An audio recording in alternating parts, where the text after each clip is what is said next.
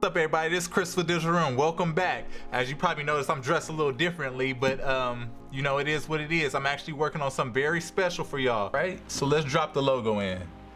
I'm gonna drop two logos in because I'm not sure which one I want to use. So I have that logo and I have this logo. One is more vertical, one is more square.